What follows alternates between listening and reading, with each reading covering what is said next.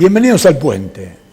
En la tarea de juntar generaciones que están distantes, hoy estamos con Ramiro Sosa, que es el encargado de prensa de la organización Peronismo Militante y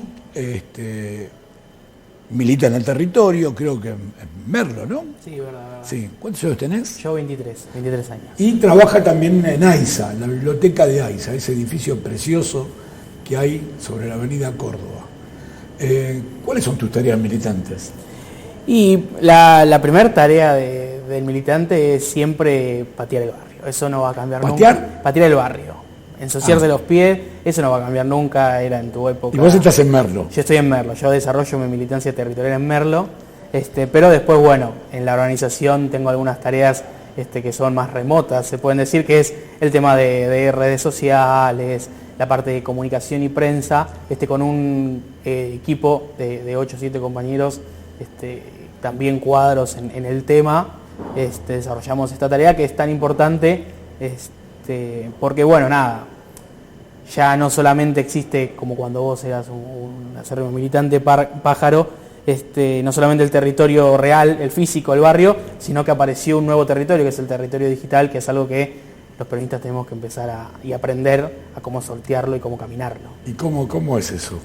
¿Qué redes se utilizan más? Por ejemplo, a mí me quieren hacer tener Instagram y yo me vengo resistiendo porque no entiendo. ¿Para qué sirve Instagram para mí? Y Instagram en realidad es una herramienta muy buena porque, ya su nombre te lo dice, es algo instantáneo, es retratar momentos que capaz, por la dinámica propia de la vida de hoy en día, que es muy rápida, muy en el instante, te permite como dejar un retrato y poder generar algún tipo también de problematizar sobre algunos temas que pasan tan rápido, que si fuese una nota periodística a largo plazo o incluso algo que se habla 2 o 3 horas después, el tema se desvaneció. Me parece que todos tendríamos que... ¿Pero qué diferencia tiene, por ejemplo, con Twitter? Y lo que pasa es que también es el público. Realmente, básicamente, los públicos en las redes sociales tienen un tono casi caprichoso de los chicos, de las juventudes alejándose de los padres. Vos fíjate que al principio todo el mundo usaba Facebook. Todos los pibes usaban Facebook, las pibas también. Empezaron los tíos, las tías a usar Facebook y seguramente te habrán llegado, no me comentes esto, no me gusta acá, no me vea. Entonces se mudaron a Instagram. Se mudan a Instagram, ya un poco más difícil de entender para la gente más grande. Y ahora, por ejemplo, se te está mudando. En Instagram se borran, ¿no? Las cosas se borran. Y hay algunas cosas que se borran, las historias se pueden llegar a borrar, pero vos podés dejar todavía un registro que te dure todo el tiempo que vos quieras. Y ahora la gente se muda a Twitter. Los jóvenes se mudan a Twitter. Pero Twitter a mí me gusta. No lo uso mucho porque no tengo tiempo. Es que en realidad lo uso para publicitar las notas que escribo. Claro. Es una herramienta que requiere un poco más de tiempo, porque básicamente uno está limitado en la cantidad de caracteres que puede poner. Entonces se necesita una síntesis de ideas muy interesante. Bueno, pero que podés escribir hilos. Sí, pero bueno, el hilo es más difícil de seguirlo, no tiene tanto impacto como solamente, claro, algo puntual, algo cortito. Pero me parece que realmente las antiguas generaciones, los grandes, tienen que aprender a usar las redes sociales porque es una manera de llegar a los jóvenes muy, muy interesante. Que nada, yo te veo realmente como un gran tuitero en algún momento. Si querés nos sentamos y vemos que armamos en Twitter. Sí, me parece que Twitter está muy bien. Lo que pasa es que como tengo mi blog pajarorojo.com.ar, también lo tengo desatendido porque el blog me lleva mucho más tiempo que Twitter. Entonces, por ejemplo, he dejado de leer libros. Claro. Entonces no llegas nunca a leer, que tenés los libros apilados, querés llegar al libro y las redes te van enganchando y nunca llegás. Sí, lo que pasa es que nosotros también en este proceso que estamos dando de aprender lo que es el territorio digital, lo venimos tomando como algo mínimo, como algo que bueno, lo hago cuando tengo tiempo, cuando me sobra tiempo, pero nos estamos dando cuenta poco a poco que en realidad se consume mucho tiempo. Ahora los celulares te permiten que vos veas el tiempo de pantalla que estás utilizando Bueno, a mí la batería se me gasta, por eso, me dura medio día la batería. Exactamente, yo creo que agarro tu celular y debes tener 4 o 5 horas diarias de capaz de estar viendo cosas en las redes, usando el celular. Capaz. Por eso, entonces uno dice, no puedo leer porque estoy usando tiempo ocioso en las redes. En realidad no, uno en las redes también de cierta manera está militando. No, le dice, quizá el cúmulo de información que recibo es mayor. Lo que pasa es que para los que somos analógicos y estamos antes, vos imaginate, yo me pasé toda la vida desde los 14 años leyendo diarios.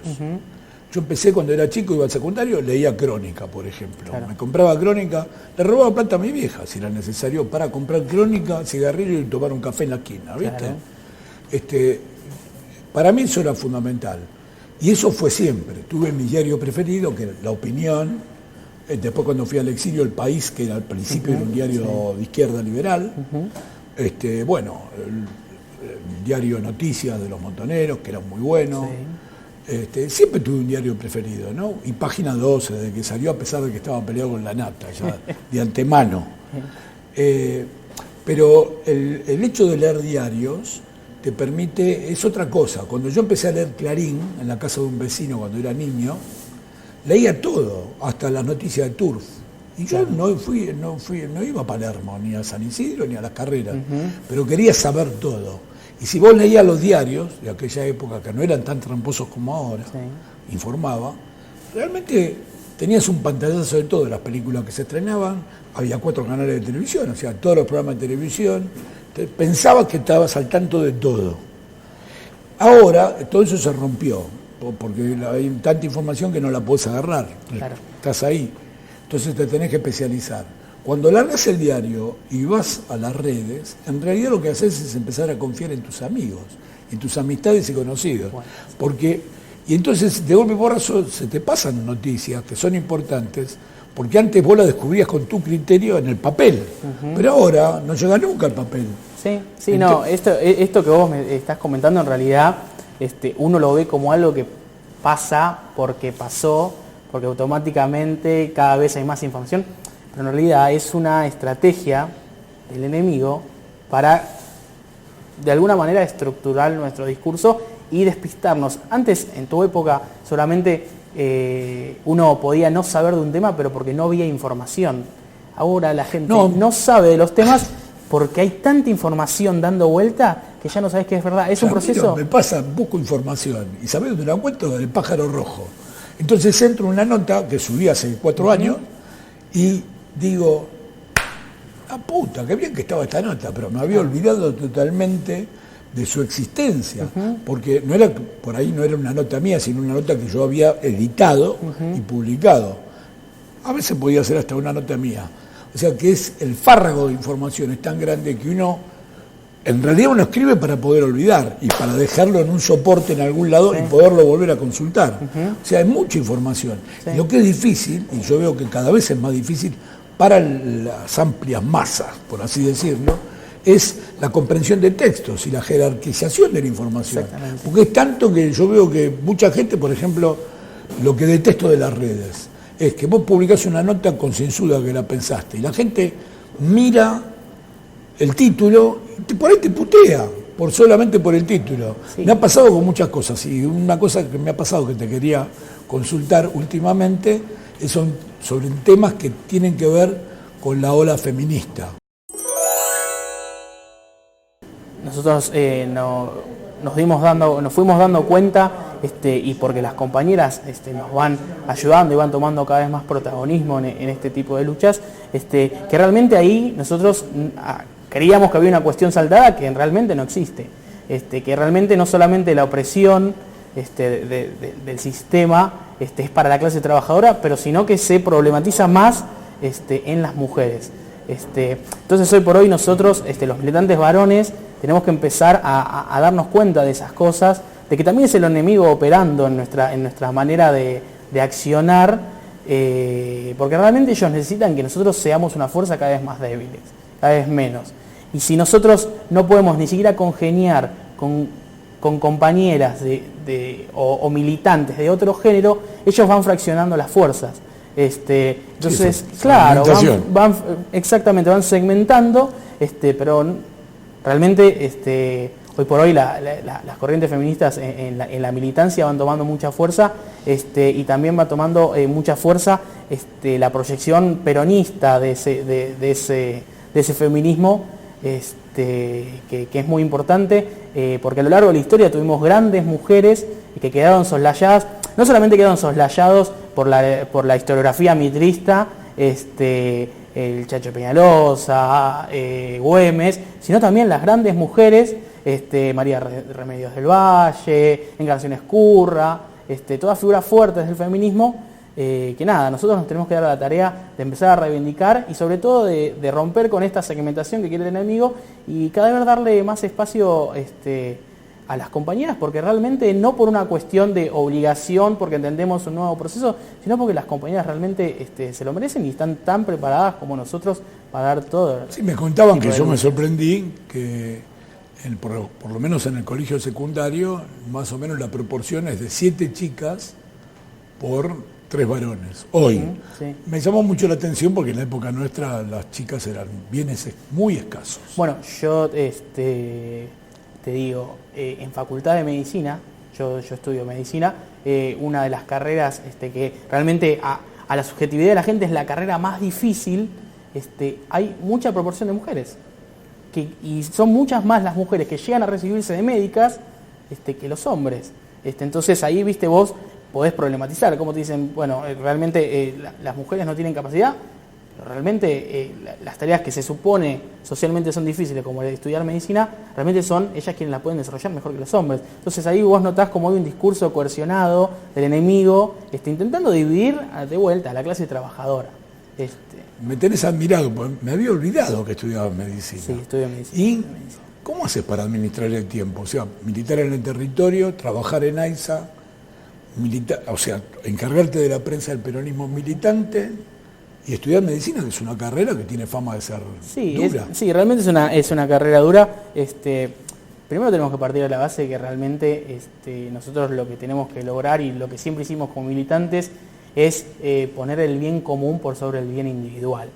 Entonces eso nos obliga a naturalmente ordenarnos la vida y sobre todo no caer en ese individualismo que el enemigo te quiere transmitir, de que vos tenés que hacerlo solo, por tu cuenta, vos tenés que ser el mejor médico para vos ser mejor, y rodearte de compañeros que te ayuden, entender que en la militancia uno de los lemas de nuestra organización y lo que nos nuclea en el peronismo militante es que somos una generación de amigos unida, de amigos y amigas, por supuesto, unida en el culto por el amor a la patria.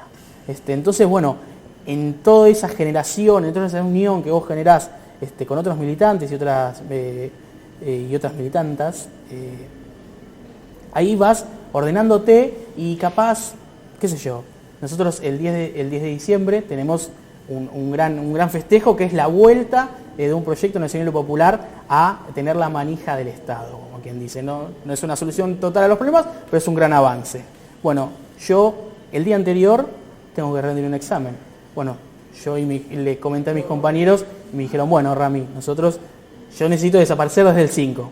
Bueno, quédate tranquilo que del 5 al 9 nosotros te bancamos en todas. Y el 10 festejamos todos. Claro, y el 10 festejamos todos. Y son todas esas cosas que se perdieron, y nosotros lo charlamos mucho cuando hacemos el territorio, que vamos y charlamos con la gente, que te dicen, y vos lo viviste, Pájaro, seguramente, vos cuando tenías un problema llamabas al plomero del barrio, o no, al plomero del barrio, o al albañil del barrio, o charlabas con el vecino. Toda esa organización popular, si querés ponerle términos un toque más teóricos, fue lo que ellos fueron disolviendo, sobre todo con el inicio de la dictadura, y nos fue individualizando más, encerrándonos atrás de las redes. Decía Omar Quiroga, un amigo muy querido, siempre me llamó la atención, más joven que yo, cómo él veía que cuando nosotros y él éramos chicos y había una pelea en la calle, siempre había un adulto que intervenía y se paraba, le decía a uno más grande, que había de componedor, ¿no?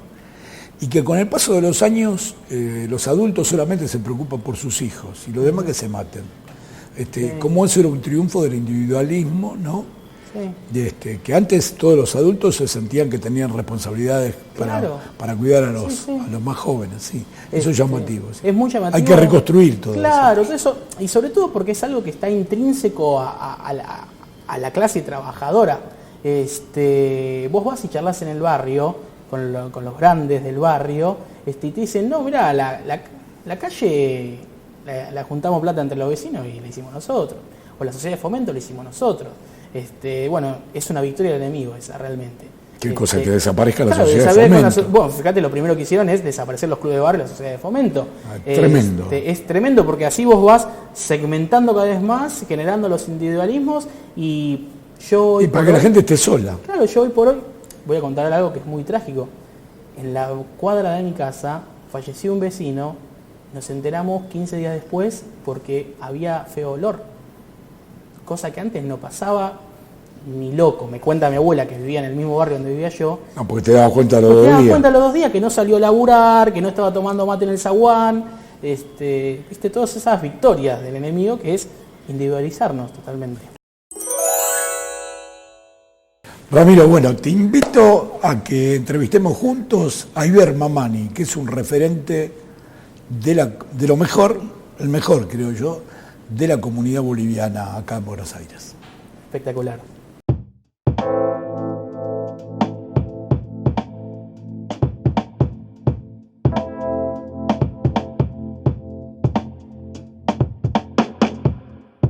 El golpe en Bolivia termina de redondear un cuadro de situación muy complicado para el próximo gobierno de Alberto Fernández.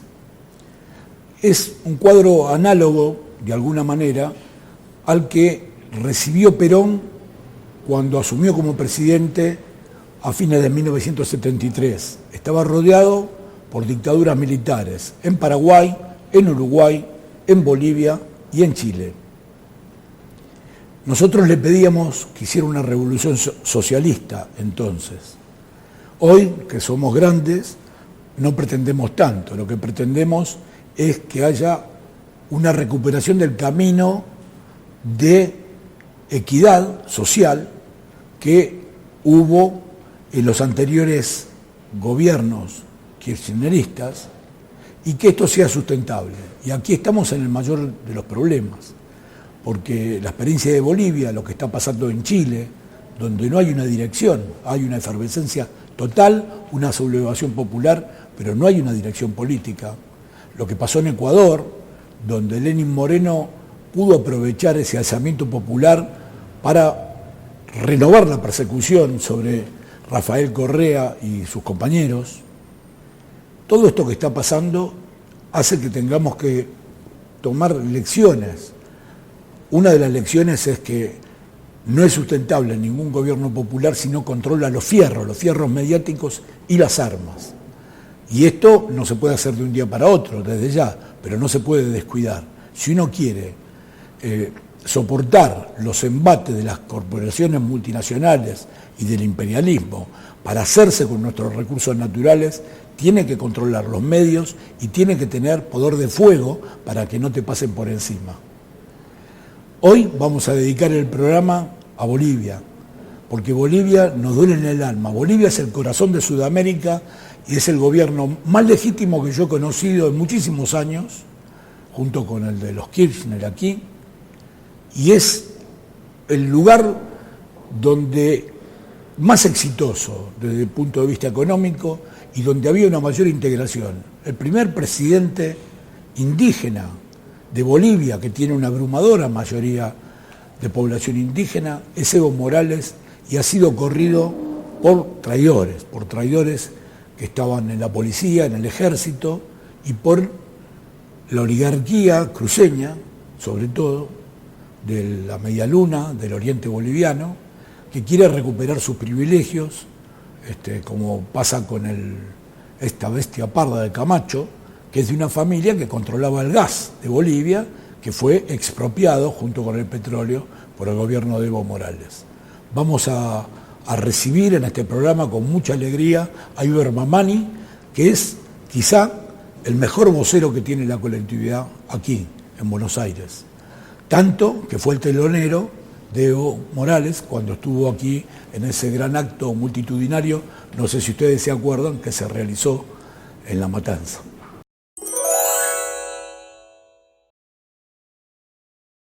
Evo Morales Saima nació en Orinoca, departamento de Oruro, un 26 de octubre de 1959. En su niñez tuvo que afrontar la vida con mucho sacrificio. Estudiar y apoyar con el trabajo familiar se convirtió en una rutina diaria. Debido a la crisis y efectos del clima, desde el altiplano se trasladó al trópico de Cochabamba, donde en 1981 fue nombrado secretario de Deportes de su sindicato San Francisco de la Federación Trópico. Esta hoja de coca nos ha hecho despertar regional, nacionalmente, porque era importante cómo liberarnos de políticas de cero de coca, cero cocalero. Habrá cero de cocaína, cero de narcotráfico, esa va a ser nuestra política, pero jamás cero de coca ni cero de cocalero. Ya en los años 90, debido a la instalación de bases militares en el trópico, los productores de coca se organizaron y llevaron adelante resistencias y movilizaciones en defensa de los derechos y la hoja. En varias ocasiones, efectivos militares comandados por la DEA y la CIA buscaron asesinar al líder sindical Evo Morales. El 18 de diciembre de 1995, las mujeres del trópico inician la marcha en defensa de la vida y los derechos humanos. Evo Morales acompaña esta movilización que llega a la sede de gobierno el 18 de enero de 1996.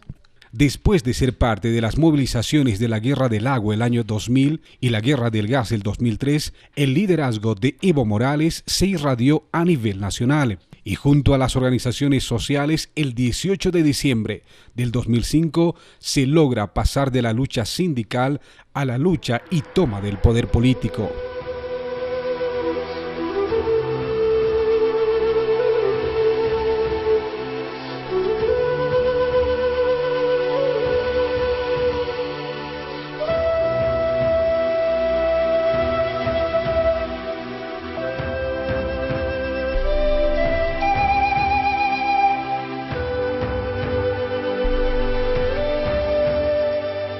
Han pasado más de 11 años del proceso de cambio y a nivel internacional suman las voces de reconocimiento y referencia que tiene Bolivia.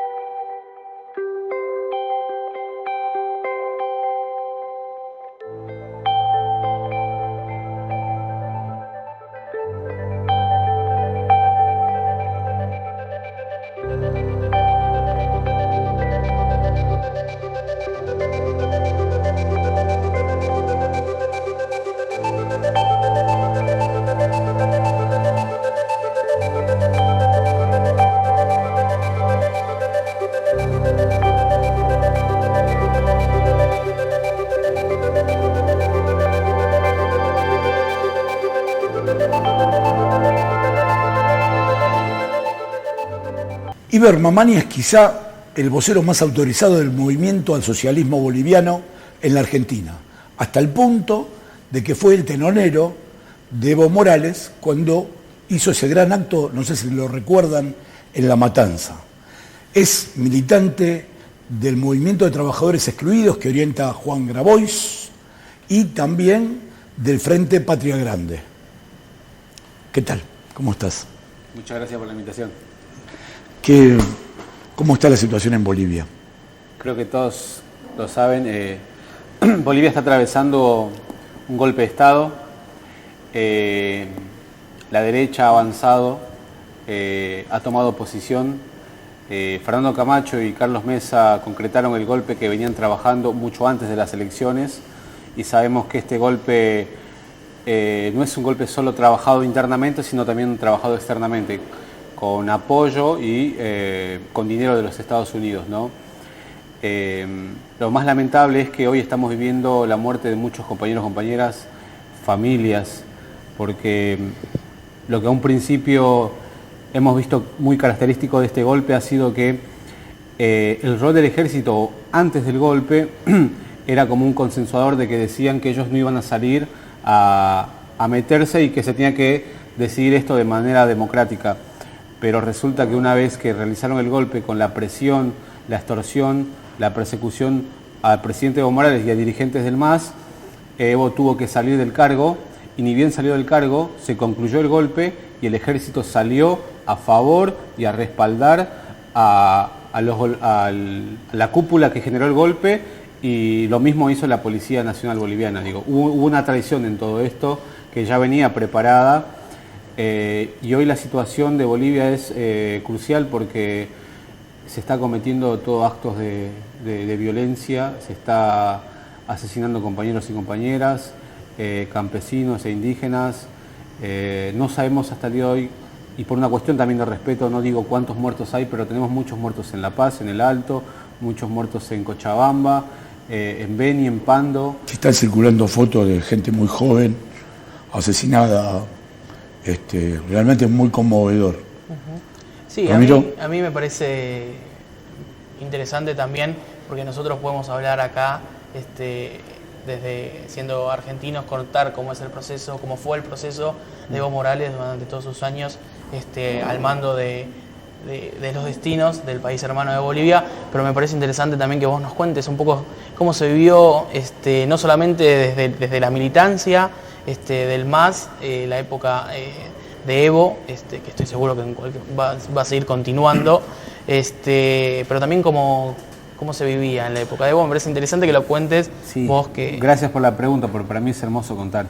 Nuestra lucha no viene de hace 20 años, que cuando se empezó a gestar y a construir el instrumento político por la soberanía de los pueblos, que es el MAS y PCP. Nosotros, desde la llegada de los colones a nuestra región, hemos vivido una dura lucha, resistencia. Hay una escritora boliviana que dice: oprimidos pero no vencidos, ¿no? Históricamente siempre los pueblos aymaras, quechuas, hemos salido a luchar, nunca nos hemos dejado acondicionar. Todos los procesos de colonia hemos llegado a consensos para defender ciertas políticas para los aymaras, los quechuas y los pueblos indígenas en Bolivia. Y en 1952 hubo una revolución.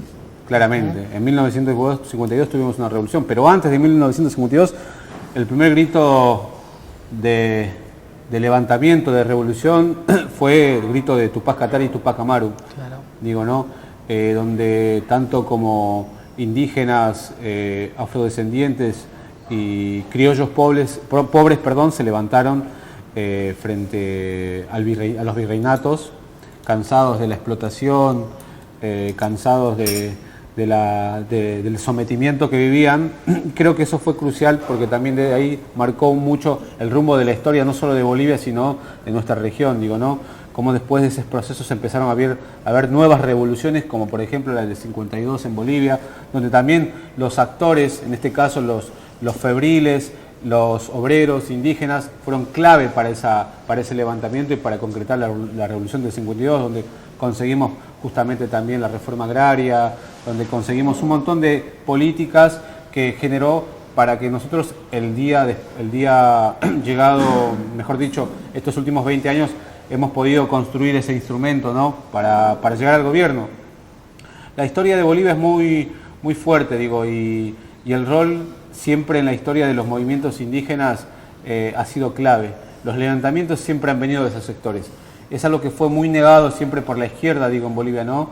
Entre los 50, los 70, 80, no había, como que la izquierda no miraba y no tomaba muy en cuenta. No veía como sujeto político y revolucionario al sujeto indígena, ¿no? Pero creo que la reflexión de muchos líderes como Fausto Reinaga, un escritor boliviano, que hablaba de que había que construir un partido indio para tomar nuevamente el poder, y esa reflexión que hace este escritor, Fausto Reinaga, lo toma muy en cuenta el vicepresidente Álvaro García Linera, y él entiende que dice que en Bolivia, para hacer la revolución, primero, antes de ser marxista, hay que ser indigenista, dice. Hay que entender al sujeto histórico y el sujeto revolucionario. En Bolivia es el pueblo indígena. Y creo que bajo esas bases el MAS se fue construyendo, y de esa manera también en 2005 nosotros y nosotras llegamos al poder. Me gustaría saber qué pasa con el ejército, porque me llama mucho la atención, por ejemplo, que ayer la Cámara de Diputados, los diputados del MAS, hayan podido sesionar Y no sé si hoy van a sesionar el Senado, pero si es así, es evidente que no hay alguien que los golpistas querrían que reprime y no reprime. Sí, bueno, es clave lo que estás comentando. Yo pienso como vos y coincido plenamente que las armas siempre la tuvieron los enemigos, siempre la tuvo la derecha fascista, y el poder mediático y mejor dicho, también siempre tuvieron de aliados a los medios masivos. Y en Bolivia claramente se notó eso. La cúpula principal de las Fuerzas Armadas bolivianas siempre estuvo a favor de los golpistas. Simplemente que disimulaban su respaldo, disimulaban su lealtad al pueblo boliviano, ¿no? Y al presidente Evo Morales, porque es el presidente constitucional. Y ellos hicieron la brecha, ellos liberaron la zona justamente para que los golpistas, mercenarios contratados por los Estados Unidos, coordinados con coordinados con el Comité Cívico, puedan entrar y avanzar, digo, ¿no? Y la Juventud Cruceña. La ¿no? Juventud Cruceñista también tuvo un rol importante ahí, y bueno, la Policía Nacional Boliviana también tuvo un rol, también justamente de hacer inteligencia y de liberar la zona. Digo, de esa manera ellos pudieron introducirse, pudieron liberar la zona, y una vez que el Comité Cívico, a la cabeza de Fernando Camacho y Carlos Mesa, concretaron el golpe, el ejército recién reaccionó, pero diciendo que no va a sacar una sola bala en contra de la gente, lo que ellos quieren que se restaure la democracia. Pero a respuesta de eso, la gente del Alto y de muchos sectores de la ciudad empezaron a movilizarse y a denunciar el golpe. Es cuando el Estado no cumple con lo que dice, sale directamente a reprimir al pueblo. Pero nosotros sabemos que hay cierto sector también de las Fuerzas Armadas que está en contra del golpe, digo, ¿no? Está en contra de lo que se está haciendo. Hay una línea que baja Donald Trump justamente de generar represión y empezar a plantear el modelo neoliberal, digo, ¿no? Acondicionado a los gobiernos por el Fondo Monetario Internacional. Además se retiran de Medio Oriente, claro, y vienen para acá. Claro, vienen a recuperar parte de su patio trasero, que parece que durante estos últimos tiempos les fue bien. Y bueno, lo remarcamos, estamos acá, 4 años de macrismo, ha generado una crisis económica, política en el país, digo, no les voy a contar lo que ya todos y todas sabemos de estos 4 años. Entonces yo pienso que frente a ese escenario, el rol de Bolivia era fundamental, ¿no? Era uno de los pocos países, al igual que Venezuela, resistiendo esta avanzada neoliberal. Y creo que también un poco el escenario cambió también cuando nos enteramos en la liberación del expresidente Lula da Silva. No nos dejan festejar, no nos dejan un ratito. Ni 12 horas. Claro, y entonces, por otro lado, sabemos que también hay una disputa geopolítica, ¿no? entre quién va a ser el próximo conductor de este nuevo orden mundial, como dicen, que es la disputa entre China y Rusia y Estados Unidos. Yo pienso que Estados Unidos no quiere perder el poder que tiene concentrado. Sabemos que ellos tienen las armas, pero por otro lado, creo que es clave también que hay que entender de que quien controla el petróleo, quien controle el litio, quien controle los acueductos de agua dulce, quien controle los minerales, porque las armas ya las tienen, pero si controlas todo lo demás, seguiste teniendo el poder. Entonces no quieren perder ese poder. Por eso sabemos la intervención en Venezuela, por eso sabemos el bloqueo que le hacen a Venezuela. Sí, pero te hago una pregunta. Sí. Vos antes hablaste de Carlos Mesa y de Camacho. Sí. Pero no parecen ser lo mismo, porque Mesa se va a quedar muy desdibujado. Ya se quedó dibujado. Porque no se ve cómo puede, creo, no sé, yo no lo veo como líder de la derecha. No lo es. Mesa es un títere más. Mesa es más, a ver, para los que no conocen, Mesa fue vicepresidente de Sánchez de Lozada, más conocido como Goni, un presidente que tuvimos que hablaba en inglés, y imagínense que Mesa fue cómplice del saqueo de Bolivia, de la privatización. Pero después fue funcionario de Evo.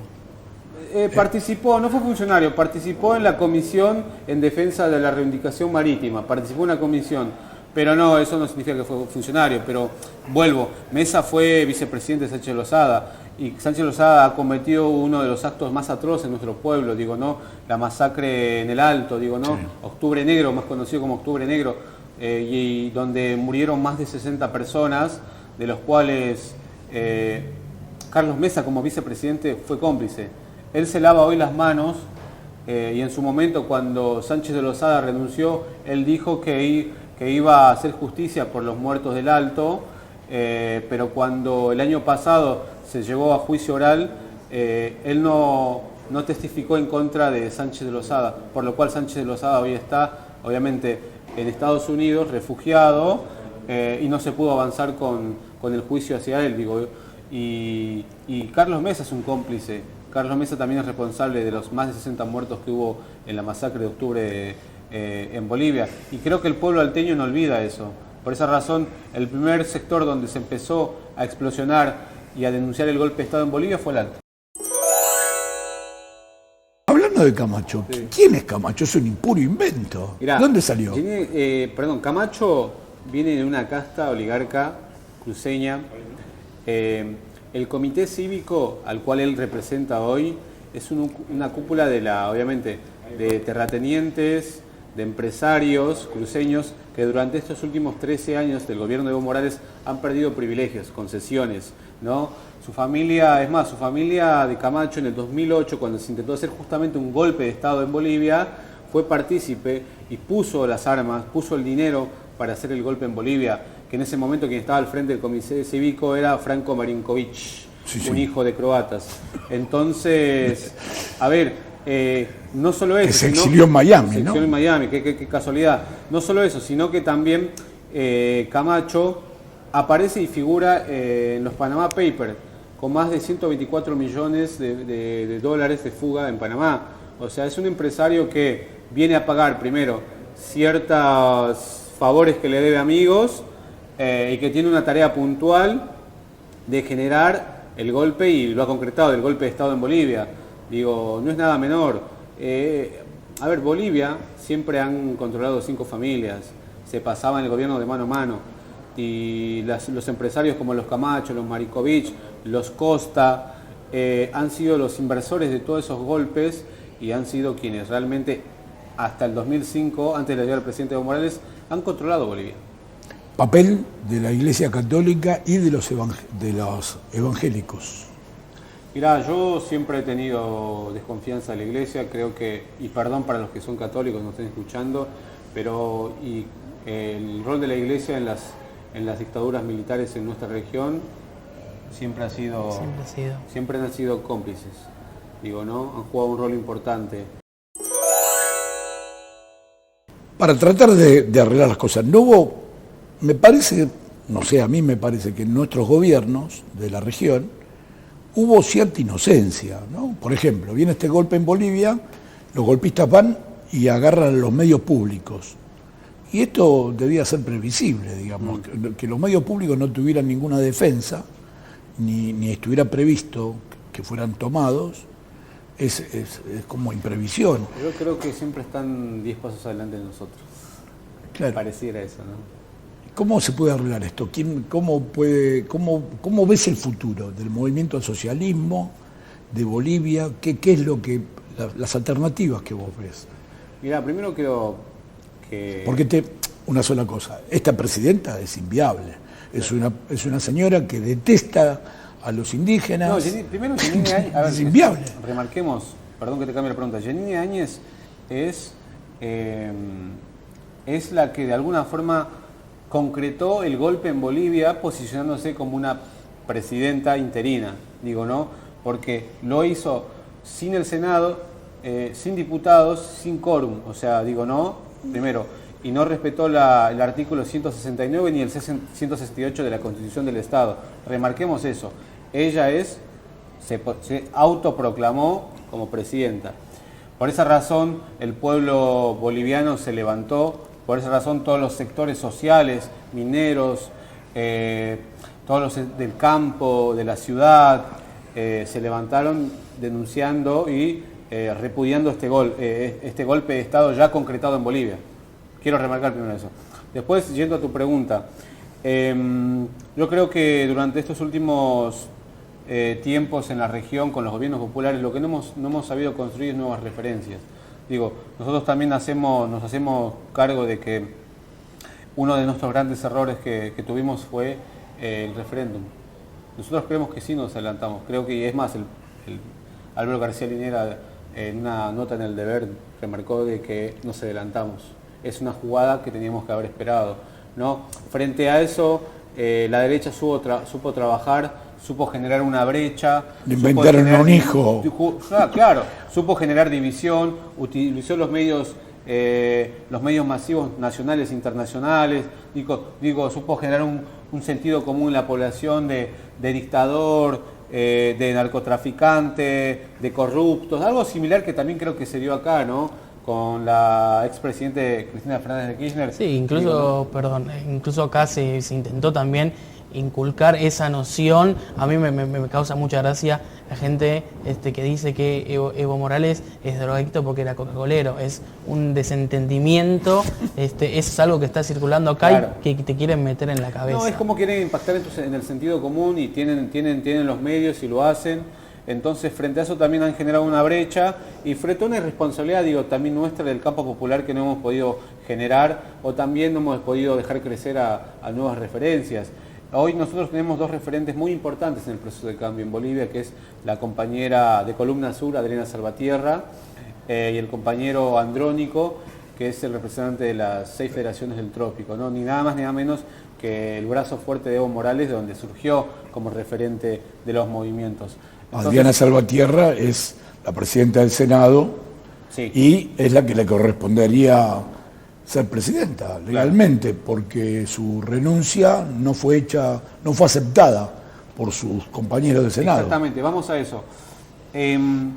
Hoy el artículo 168 de la Constitución dice, el 169 de la Constitución dice, en caso de renuncia del presidente, pasa el mandato al vicepresidente. En caso de renuncia del vicepresidente, pasa el mandato a la presidenta de la Cámara de Senados, quien es Adriana Salvatierra.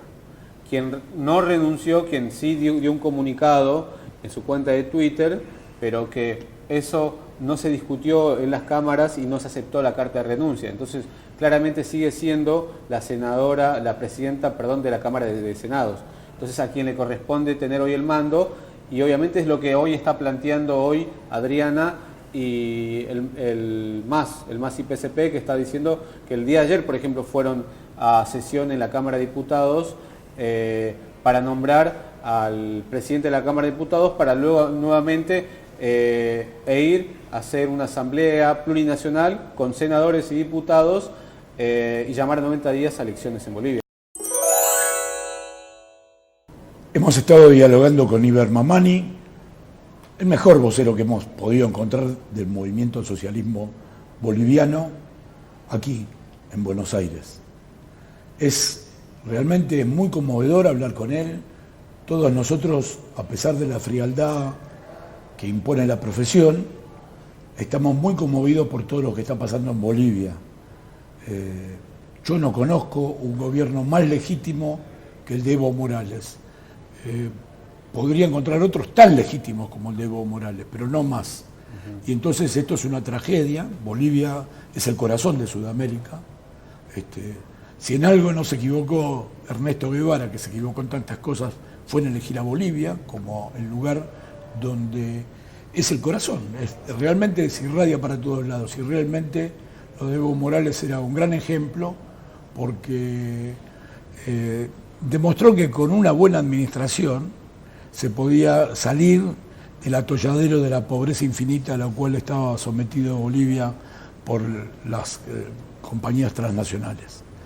Estamos felices de tenerte con nosotros y esperamos que no sea la última vez y esperamos que la próxima sea con motivos más alegres, de que Bolivia haya retomado el camino de crecimiento con equidad que tuvo hasta ahora durante la última década larga. Bueno, agradecerles por las invitaciones y déjenme enviar un mensaje.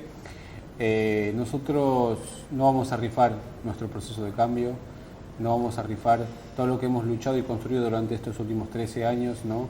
Generado políticas públicas de infraestructura. Bolivia es el país que más ha crecido en la región, y todo esto no fue gratis, todo esto fue por la sangre de nuestros ancestros, de nuestros compañeros y compañeras que han derramado por el suelo boliviano para conquistar, para nuevamente construir un Estado plurinacional. Y no lo vamos a rifar, vamos a luchar por ello. Y como lo dijo el comandante Chávez, aquí no se rinde nadie. Gracias por la atención.